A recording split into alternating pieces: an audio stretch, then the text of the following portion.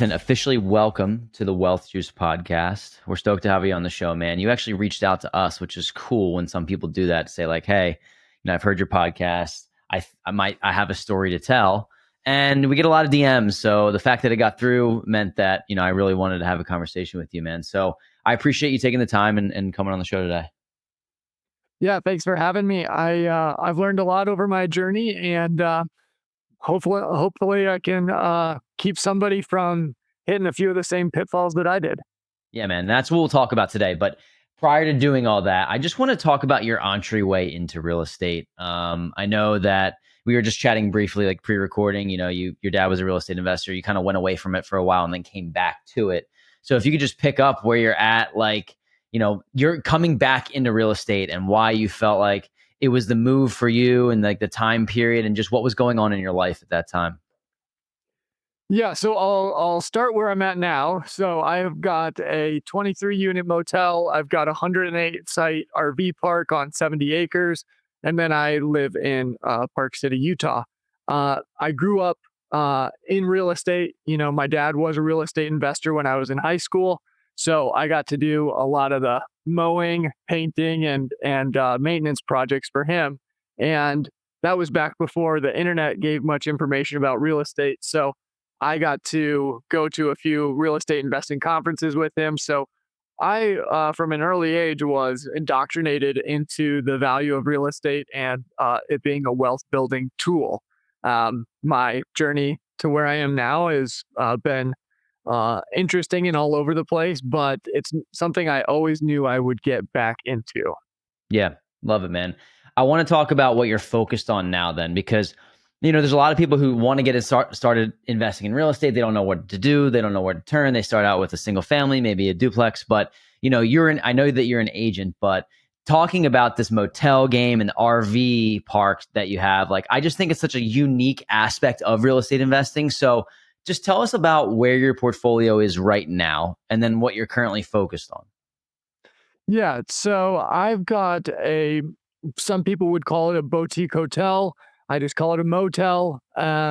We've got 23 units in Fruita, Colorado. It's a little mountain bike town, so we're very busy fall, spring, and summer, and then pretty dead in the winter. My family moved out of state to go renovate and rebrand that project, and prior to that, my wife and I both had jobs working at hotels here in Park City, which is a high-end market.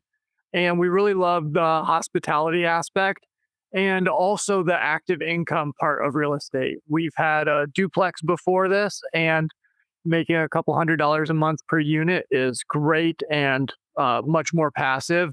But we love the aspect of getting to work harder in the business to expand those revenue streams and bring in some bigger paychecks. Yeah. We decided it was very tough to find housekeepers some of the time, and we did a trip in our RV across the country back to Michigan when we had a 3-month-old. And so we spent 6 weeks in an RV and thought, this is a great business. People take their mess with them when they leave. Let's look for an RV park. It's still in the hospitality business. And so we went about finding a very dilapidated and rundown RV park in Southwest Michigan. And again, moved my family out of state, moved into a manager's house there on site, and renovated, ran, and rebranded a 70-acre RV park. So that's Love it, where I'm man. at now. Hey, let me pause the episode real quick. Let me know if this sounds like you. You're making 6 figures, you're climbing the corporate ladder, investing in your 401k and your Roth IRA, and maybe even a brokerage account. But deep down, you're asking yourself, is this really it? Like, am I just going to do this thing for the next 30 years and hope to retire in my 60s? That was exactly us just a few years back. We were curious and excited about real estate, but overwhelmed and without a roadmap. If you fast forward to today, we've built a portfolio of over 80 cash flowing units and grown our net worth to over $2 million. We made it our mission to help busy professionals like you take that same leap and start building generational wealth for yourself and your family. That's exactly why we created the Wealth Juice Inner Circle, a private real estate investing community designed to help you get your first rental property under your belt in as little as 90 days. Inside, you'll get direct access to us, our full investing network, private off-market deals, and our exact playbook, and a community of investors who are closing deals every single week. That first property changed everything for us. We always talk about it. It was the true foundation for building generational wealth. And honestly, if we had access to something like this when we first started, we'd be 10 times further along by now. So if this sounds just like you, click the link in our show notes and schedule a call with me. Yes, me. I'll be taking the calls. We'll go over your goals, map out a plan, and get you ready to close your first deal. Let's get it. Okay, so the RV park, Michigan, then the motel. I want to talk to you, like ask questions about this candidly, about you finding these deals and how they came to be. Because as I mentioned, this is like, I mean, they're adjacent, right? Like a motel and an RV park, they're adjacent real estate thing, like models, if you will, but they're also very different. So we'll get into each of them. Talk to me about, maybe just pick the motel first or whatever one you'd like to share the story on. Like, how did you find this deal? And how did you go about financing it and putting it together and getting it to the finish line? Sure. We'll start with the motel. And the motel actually is not something that we wanted to get into. We weren't thinking about getting into the hospitality business, even though that's what we were working in. What actually happened was 6 months prior to us buying this motel, we had went under contract on a 10-unit apartment building in another spot in Michigan, and went to do the inspection, black mold everywhere. Mm. Canceled the contract, really bummed out. And we had spent, time and money, doing the due diligence on this place. So we decided to take a drive around to clear our heads. And there was a little roadside motel with a for sale sign in front of it. The wife looks over at me and says, "We should go check this out." Short story is 24 hours later, we were under contract on it and ended up buying a 8-unit roadside motel that was medium term stays. And Okay. that was our gateway drug into commercial real estate. And we just saw how much more income you can bring in from medium and short term stays versus that 10-unit apartment building that we were about to purchase. Okay. So this kind of the opportunity that didn't transpire ended up leading you to what seemed like a better opportunity, which is sometimes how things happen. And you're then now proving that like this driving for dollars thing that people talk about, like this actually works. And you were literally living proof. You drove by this property. So talk to us about the numbers of the motel. Like, what did you purchase it for? How did you finance it? How did you get it under contract? What was your strategy? Being that you were like, I don't even know if this is something that I want to do. And all of a sudden this kind of falls into your lap. Yeah, so on the 8-unit motel, we actually bought it for $250,000. I mean, I sold to do it. I sold the duplex that we had owned, and we were able to sell that for 230 and bring another 20 grand to closing. And so we had a little motel then, free and clear. Everybody that says, it's silly to own something free and clear has never owned anything free and clear. The amount of stress it takes off your shoulders is huge. But we bought it for 250. Each unit was renting for about $150 a week. By the time we sold it just this last spring, each unit was about 250 a week, between 200 and 250 a week. And we ended up selling for $400,000. So we finally had our first exit. And it was really easy to manage from afar because there was an on-site manager. He just got free rent in exchange for showing the units, fixing things when they were broke, and made it quite a simple process for us. So when you say a roadside motel here, this is like you're driving off of like the exactly what I'm thinking. Like you're on a highway. It's the first exit. It's people staying while they're traveling or going through different states. Is that really what this is? Yeah, and it's not even on a big highway. It was the big highway probably back in the 50s and 60s. It's a single story, all exterior entry, only 8 units. So you can see these all over the Midwest, and they're cheap. If you're looking to get into the hospitality business or the real estate business, this is a pretty low entry point, and you'll learn a ton. What was your goal at the beginning when you originally bought it for 250? First of all, what was the time frame between you when you bought it and when you sold it? And then was your goal to like reestablish this place, get it into a good position, and then exit? Or were you thinking that you would originally, when you bought it, like, no, I want to hold on to this for longer, but better opportunity came to sell? Like, I'm curious about that. Great question. We thought we would hold it longer. We picked this area of Michigan because it's right on Lake Michigan, and there's actually a shipbuilding facility here for the Navy. So they build like 350-foot long military ships here. And so there's always work to be done. And for our roadside motel, that's medium stays, we charge by the week and the month. There's always contractors coming in and out for different phases of these ship builds. So we thought this area would keep growing and we would hold on to this in the long term. What we realized was that there's ongoing maintenance issues with this property, and it just was no longer worth our time to keep working on this property. So we Yeah. decided to exit instead of keep pouring all of our income into this property. Yeah, so you live and you learn, right? I mean, like, you have a plan at the beginning, but the cool part about your story is that you're not afraid to make mistakes. And everyone gets stuck in analysis paralysis at some level, but you're like, no, I'm just going to go do this and we'll figure it out as we go. And that's kind of what you did. Your plan was to hold, then you ended up keeping it. I'm sorry, your plan was to hold, you ended up selling it, and you made a great return. So, how did this project for you differ from the RV project in terms of financing, and like, did you manage this as well too? Like, give me some detail on that and just the differences. Yeah, the RV park project, I think we bit off more than we could chew. Of course, we've chewed it up and we're ripping along on it. We still own it. We've owned this place for 2.5 years now, and it's been a ton of work. What we did was we got a lot of seller financing, so we bought the place for 1.2 million. I think we overpaid.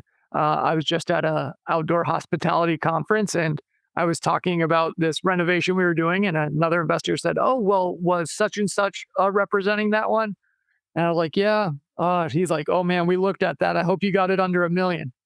Sure Mm, didn't, spent 1.2 on it, and but we're in the money. We're still making it work. And so I think on both, on the bigger hotel and on this property, I probably overpaid on both realistically, but they've both been great deals for me.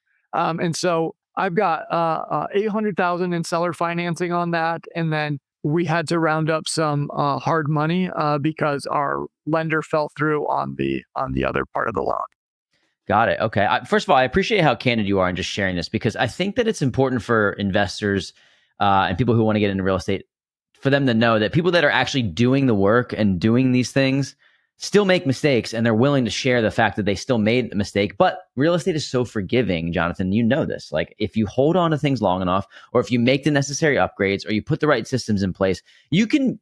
Everyone says you make money on the buy, and that is 100% true, mostly for flippers and for wholesalers, obviously. But if you hold on to something long enough, time does its thing. And I think that a little bit more sweat equity, or a little bit more management system, or a little bit more time can always help a deal that you probably should have paid 950,000 for and you paid 1.2. And I think I appreciate you just sharing this with us. In the question that comes from that is, when you're looking at an RV park, for people that don't know, can you tell us about the structure of how you get paid? Do people come for the weekend or the week and pay you a lot fee to stay there for a period of time, and you're collecting that money? And you mentioned they take all their stuff with them. Like, just give us the breakdown of, like, it's different than a motel and obviously different than a long-term rental. Yeah, so we've got what's not a very unique setup, but we've got 108 sites. 50 of those sites are seasonals. So these are people that keep their RV there all summer. They pay me one rate, or they pay me one chunk of money in the spring, and then they get a few electricity bills through the year. So that's half of our business. It's great because they pay a significant amount of money, $2,500 per RV to stay there for the whole summer. Now, most of them only come on the weekends and holidays. And so that's a great steady source of business. The other sites that we have are all transient. So people will come in for a weekend or for a week of family vacation. And then we also have some workers that come in and they stay for a month or two at a time. And so we've got different rates for a night, a weekend, a week, and a month. So people bring in their RV, they use our facilities, and then they leave with all of their stuff. Got it. Okay. So, what does the maintenance then look like on these types of projects? Because, it's very different than a motel or a hotel or, you're plumbing and you're fixing drywall and stuff. This just seems like exterior clearing and like your maintenance is what? Maintaining the grounds, right? Is that like your biggest expense? Yeah, so labor's definitely well, and electricity are our biggest expenses. We don't charge for electricity for our transient guests. Our seasonals pay their own electric bill, but our transients, it's wrapped into their rate. So I think when we first decided to get an RV park, because the motel seemed like we had a lot of staff, well, what I didn't take fully into consideration was 70 acres of upkeep.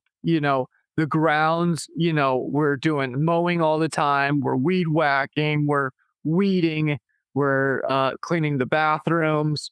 We've got a pool. And so the pool requires several hours of work a day, just vacuuming the pool, testing the chemicals, taking the cover on and off, sweeping around that area. So it's a lot of groundskeeping is the biggest thing there. And then we keep staff in our camp store, which is another great source of revenue at the RV park. I think one of the reasons we like the RV park model is because you can keep stacking on different income streams on top of it. Yeah, and you can add, I'm sure there's other things that you could add as well. Like if you put in, just like as an example, if you put in a pickleball court or you put in Gaga or something, I'm just thinking about camp, right? I don't know how that came to my head. I haven't thought about that in a long time, but like you can put these new elements in, you invest in it, and then maybe your nightly rate or your, seasonal rate can go up. But it sounds like people are coming there, they're camping, they're doing their own thing, they're taking their trash with them. I'm sure some people forget to do that, but what is your plan with the property? Like, what is your ultimate goal? You bought it for 1.2. I don't know if we talked about what year you bought it. You've put a lot of money into it. It sounds like it's churning a little bit more now. Do you have like, hey, 2026, 2027, I want to exit? Do you have, hey, I like to hold on to this? Upgrades? I don't want to put words in your mouth. Just tell me what the plan is. So initially, we thought we would do a bit of a quick flip on it, own it for 2 to 4 years, get income up, really spruce up the grounds and the buildings. The bathhouse was in such bad shape when we took over. My 3-year-old would rather use the restroom outside than go into those nasty bathrooms. And so, we've done a ton of work, but there's still a lot of work to be done there. And I don't think it's reached its income potential yet. And so I feel like this will be a longer term hold for us.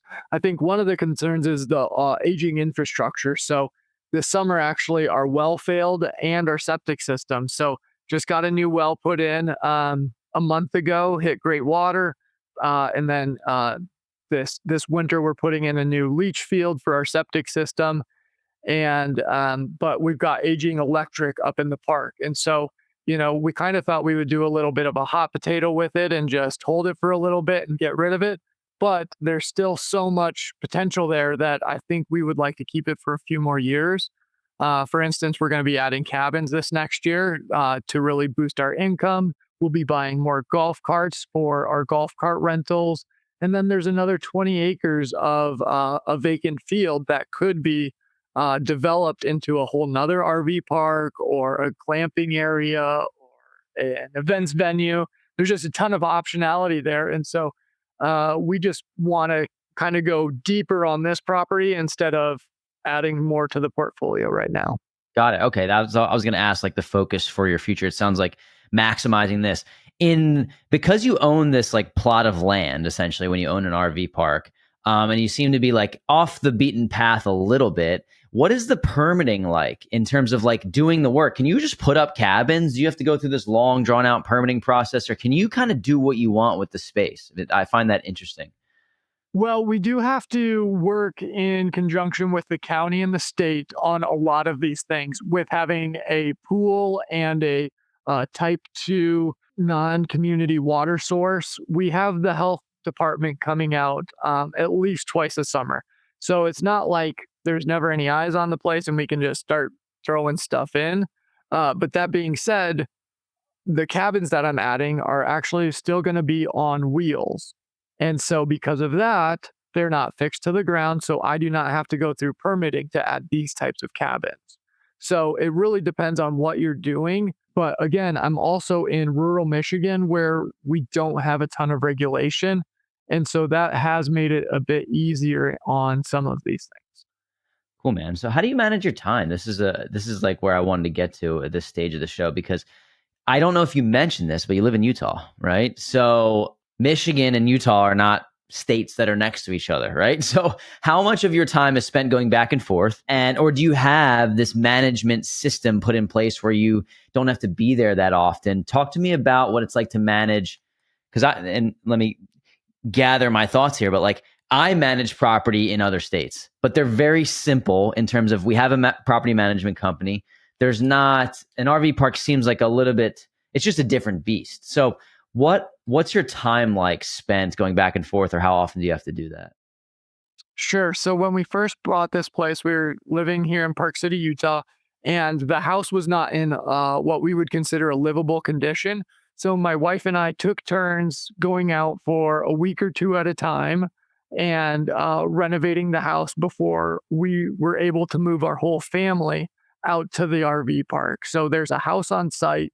After my wife and I had done some renovations, we moved in. And so we lived the RV park manager lifestyle for a year and a half. And so we have just moved back to Park City. So it's a little TBD on how well this works. Last summer, we hired a manager so that we could be doing less day to day. We did not pick a good manager. We are really learning the hiring and firing skills. That's definitely a skill, and hire slow, fire fast is something we need to work on. But we do have a great manager lined up for this next summer. They have lived at the park for 2 years, so they already know the program. She worked for us this summer and is a great fit for the team. So we're really looking forward to spending less time there. We enjoy our time there when we go, but we also love Utah. So we'll go there to fire things up in the spring because we're only open from mid-April to mid-October. And so we'll fire things up in the spring with them. They'll get it running. And then our plan is to take the family out for 4 to 8 weeks this summer and stay on site, work on a few projects, and then be back again for the school year here in Utah. Very cool. One of the most intriguing reasons of why I wanted to have a conversation with you is because when some people approach us and they're like, I want to talk about my story. I want to talk about how I built this big portfolio and I'm in development. I'm doing all this. And you actually approached us like, hey, I actually want to help you and your listeners learn from the mistakes that I made and the pitfalls. And I thought that was just kudos to you on the approach, because that is what our podcast is about learning along with our journey. And like, what is the shit that we screwed up? How can we help you avoid those mistakes? And there's a number of ways that we can do that. So if you had to pinpoint, Jonathan, some mistakes or some pitfalls or something that you're like, man, I would have done that differently, this is tangible advice for people that are driving or listening. Like, even if you have one or two things, what do you think you did wrong that you would redo again? Like I had said, I think I did overpay for this deal. But the other thing that I did was, we bought this in 2023. I really thought that lending was going to tighten up to the point where it was going to be really hard to get loans. I had kind of a bleak outlook on the future. And so I felt rushed to find a deal. I do wish that I had looked at more deals, but I am extremely glad that I bought an RV park. There's a lot of people that will say, don't chase shiny objects, stick to what you're good at. We've got a very successful 23 unit motel. Most people would have said to stay in that lane. But I'll say you've got a fairly short life. And if you stay in one niche your whole life, when you have a desire to try something different, you might as well go for it and see if it's a good fit or not. Now, I'm not sure if I'll buy another RV park or not, but I know I would have been really bummed at age 65 knowing that I had a chance to take a shot at it and I didn't. I think there's a big difference between shiny object syndrome and just trying new things that spark your interest. Life is about the conquest, if you will, of trying to figure out what you're good at and what you like. And just because you're good at something or you've done something over and over and over again doesn't mean that that's the thing for you. Some people fall out of love with their business. They fall out of love with the thing that they built, even though they deem it as successful at one point. And I think personally, there is a big difference between trying to build 10 bridges across the water and never get into the other side because you're trying to get the new thing to get rich quick, and doing something that you feel could light you up inside or be like, oh man, I actually really want to do this. So I think they're distinguishable and they're two different things. So I appreciate you breaking that down. I want to ask, so I guess I maybe left this out. The 8 unit was the first, the RV park, and now the 23 unit. Is that the order? Did I get that order right of the 3 projects? No, I'm sorry. It was the 8 unit, and then 6 months later, I bought the 23 unit motel, and then we went to the RV park. So the RV park has been our latest conquest, as you'd like to say. Conquest. Yeah, I know. That word came out of nowhere. But so talk to me. Where's the 23 unit? Is that also in Michigan? That one's in Fruita, Colorado. Okay. It's a small mountain bike town that's about 4.5 hours away from Park City. So that one's a lot easier to get back and forth on. We've got a great manager. She's been there for over 2 years with us, takes great care of the place. She's got a good handle on hiring and firing housekeepers now. And so that place is just chugging along since we've done the renovation there. We've gotten great reviews, and that place is a bit on autopilot. Awesome. I love it. Okay. So you've made quite a niche for yourself, and you live in one state and you're investing in 2 others. I think that's very cool that you're able to manage these things. What do you feel like is next for you? Do you feel like I would like to, you mentioned like, I'm not sure if I'm going to buy another RV park. I don't know if I'm going to buy another hotel. Like, what does 2026 look like? Let's talk short term, and then maybe we can talk longer term of like where you're focused. Right now, I think we will just keep focusing on the 2 properties that we have. Like I said, there's a lot of expansion left to do at the RV park. I think we could dial in our operations at the 23 unit motel a bit more.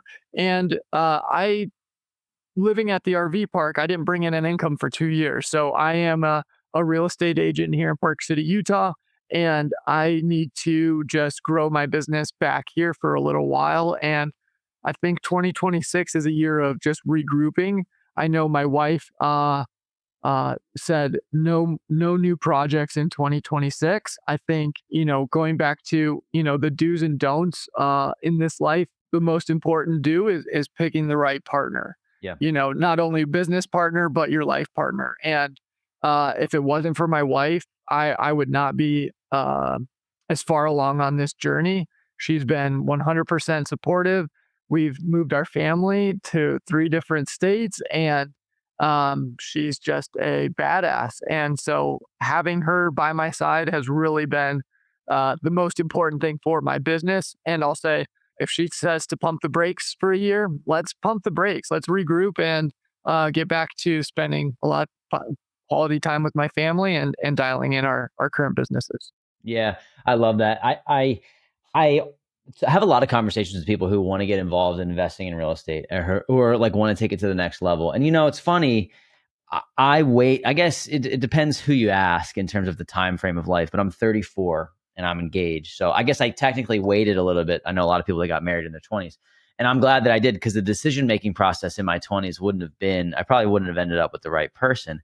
But I only say that to say, my fiance is so on board with what we're doing and what we're building, and like the sacrifice and the business building. And it makes my life so much easier, because I talk to people who are like, I want to invest in real estate. My husband or my wife, they would never go for it. They would never do it. I'm like, man, it would just suck, honestly, to have somebody that, and I'm not, this isn't relationship advice. There's other reasons to love somebody, but if they're like holding you back from your goals, it's just like, damn, that's a tough scenario, man. And I'm glad that you have somebody that's pressing you forward, and also pumping the brakes when maybe you need to actually pump the brakes too. And that's a huge part of this journey. And so I totally agree. I think that's awesome. Also the sacrifice too. That's what I want to touch on. So the sacrifice, like when people hear your story, and just like, in general, when people hear our story and I say, Ryan and I we're now over 95 units.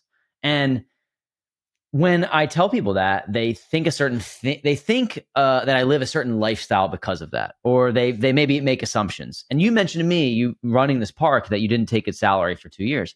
Well, in some of our investments, Ryan and I are general partners, so we're paying back limited partners on a lot of these projects. So we've just started to increase the amount of cash flow that we're able to take as general partners, but it takes a while. This game takes a long time. So the sacrifice of someone hearing like, well, Jonathan, you own what, 25 units or 40 units, whatever it is. Like, I don't know how many pads are in the RV park. It's just, there's assumption that's made, but the sacrifice that it takes, I think, is overlooked. So I don't know if you have anything to add there, but that to me is like, I really want people to hear that. Like, you're still building this business and you're going to look back in 10 years from now and just be so glad that you made these investments. That's my opinion, at least.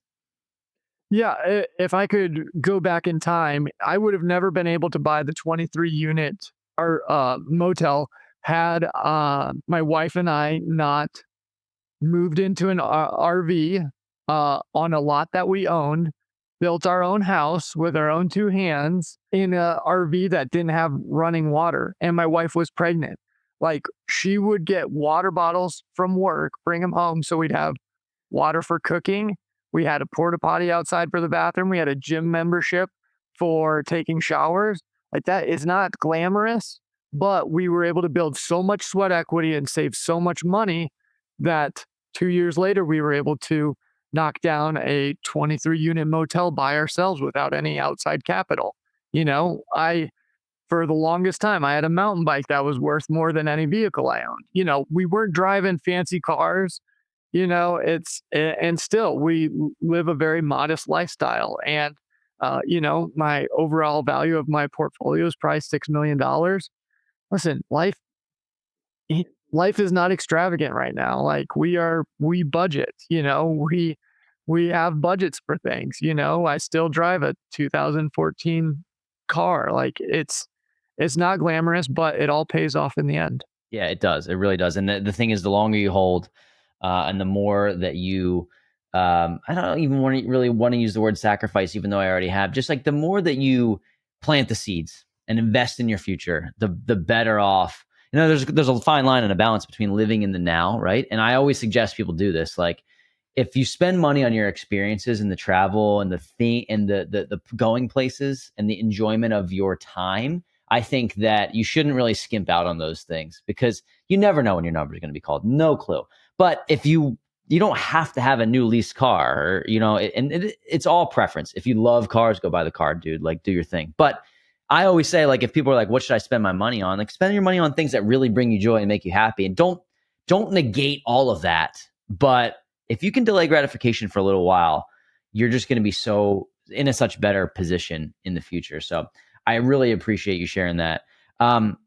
One of the questions we like to ask as we kind of wind down the show, and maybe you already touched on this a little bit, like, why do you think you do all this? Like, what's the why behind the moving your family three different states, the vision of the buying the motels and the RV parks, and the planting the seeds for the future? Like, it's not easy to get up and do that every day. I'm curious on what gets you out of bed every morning. I think that one's easy for me. I have always been focused on time freedom over money. Making money is great, but time freedom is really the most important to me, and that's time freedom to spend with my kids, with my wife. Like you said, to go on trips. I've been to, I think, 16 different countries. I've lived a very rich life, but that's not a financially rich life always. That is just rich in experiences. And so the reason I do this is because I was able to spend, 2 summers. I've got now a 3 and 6 year old, both daughters, and I got to spend every day with them at the RV park. I mean, can you imagine the experience of getting to grow up on a campground? It's just, and then at the motel that we had, we lived on site for, and I got to spend every morning and night with them.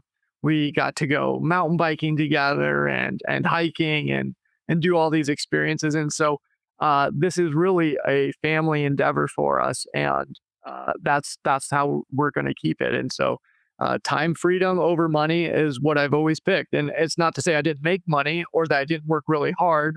As a ski bum, I was able to ski 100 days, but I had 3 jobs. And so it's not like time freedom means you don't work. It's just figuring out when to work and how to make time for the things that are important to you. Yeah, it's kind of like building your not building your life around your business, it's building your business around your life, really. Like this is the life I want to live, and like this business suits that, supporting that type of life, and it sounds like you're doing a great job with it. If you have any advice for somebody who's starting out, because you went from a duplex to motels to RV campgrounds, you followed what you felt was right, I guess, at that time, right? Even though you were maybe nervous or scared, you still did it anyway. So if you had to give somebody advice who's like just has this desire to get into real estate or investing or maybe just another level of their entrepreneurial journey, but they're being held back by something, like what advice would you give them? I would say just to start wherever you can, whether that's a wholesale deal, whether that's a single family home, whether that's a house hack, and don't compare yourself to somebody like me. I am 40 years old. I've, I didn't start this yesterday. I and there's bumps along the way, and there's times where you're not gonna do what you think you're wanting to do for a while, but just to stay focused on that end goal, and whatever happens, you'll figure it out. And so I think not having to compare yourself to somebody like me who's a little further along in the game is going to be really important. And just start wherever you can. Yeah, so an object in motion stays in motion. I don't know if that's Newton or whatever, but like once you get started, the figure outable, like everything is figure outable, becomes such more of a factor in the things that you do. Like as long as you just do something, like just start, and that's analyze deals, that's make offers, the answers will arrive. That's what I found. Like it's kind of like that saying. It's like if you're walking through the fog, like you can't see a half a mile in front of you, but you can look down and at least see your feet and the next 3 feet in front of you. So just keep making those steps. And I think that's cliche. People are like, yeah, whatever, Corey. But like, I can't even tell you how true it's been. Like Ryan and I got started. We bought a couple duplexes here and there. We had a property burned down. Like, just the things that you're like, how could this happen? This is the worst thing ever. But that led us to moving that money that we got from insurance to another project, which led us to another relationship, which led us to an 18 unit, which led us to a 10 unit, which led us to where we are now. It's like I wouldn't be there without the pitfalls. So I really appreciate you coming on and just being candid and sharing your story and letting everyone know that although you do have a lot of things figured out, you don't have it all figured out. And that's kind of like the cool part about just having a conversation with you. So, Jonathan, if people want to learn more about you, maybe follow along in your journey. I know you're posting on social or just network. What's the best way for people to get in touch with you? Yeah, I'm pretty active on Instagram. It's Mr. underscore Mox, and that's MISTER _Mox. I post on there quite a bit, and then you can, find our RV park and such from there. But lots of shenanigans, and you can see more of the pitfalls happening there. So it's been a pleasure to talk with you, and I hope somebody can glean something out of this conversation. I'm sure they will, man. I'm sure they will. If you want to go see somebody screw some stuff up, according to Jonathan, not according to me, that's what he's saying. He's messing some things up over there. So go follow Jonathan on his social. And dude, I really appreciate you coming on, man. This has been a blast. Yeah, pleasure too. Thanks again. Before we wrap this show up, I want to leave you with this. If you're listening to the show, chances are you're doing pretty well in your career. You're making maybe 6 figures.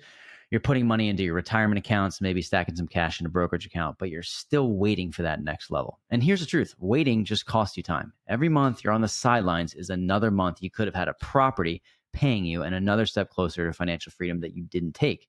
Ryan and I know this because we stayed on the sidelines too long. We talk about this sometimes. We had the money, but not the guidance.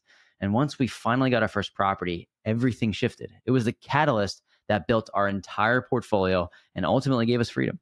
And that's exactly why we built the Wealth Juice Inner Circle, to cut out wasted time, just give you the exact blueprint and surround you with a network of people who are closing deals every single week. So if you're tired of waiting and you're ready to finally get your first deal, click the link in the show notes and schedule a call with me. Let's map out your strategy and get you moving before another year slips by.